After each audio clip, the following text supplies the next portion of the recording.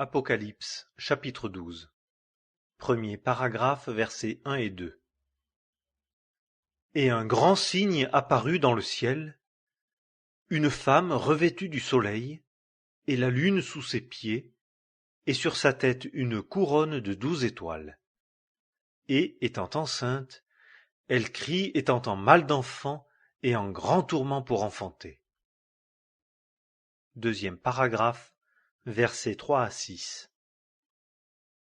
Et il apparut un autre signe dans le ciel, et voici un grand dragon roux, ayant 7 têtes et 10 cornes, et sur ses têtes 7 diadèmes.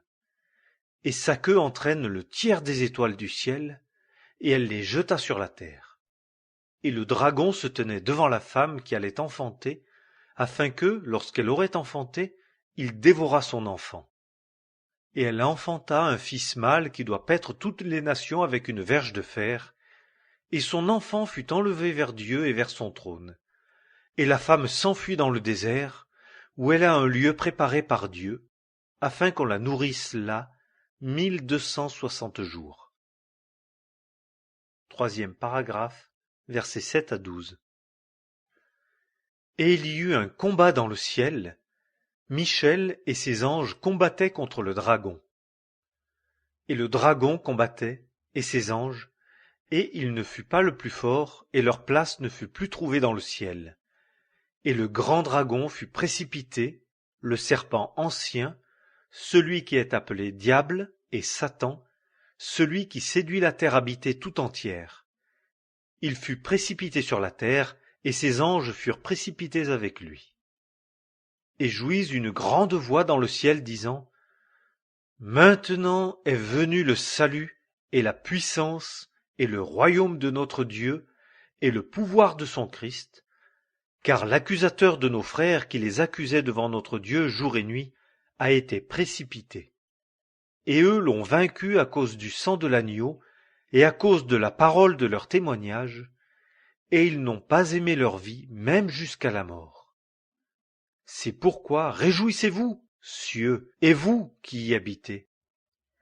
Malheur à la terre et à la mer, car le diable est descendu vers vous, étant en grande fureur, sachant qu'il a peu de temps. Quatrième paragraphe, versets 13 à 17.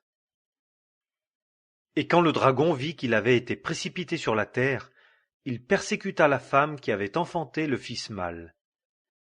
Et les 2 ailes du grand aigle furent données à la femme, afin qu'elle s'envolât dans le désert, en son lieu, où elle est nourrie un temps, et des temps, et la moitié d'un temps, loin de la face du serpent.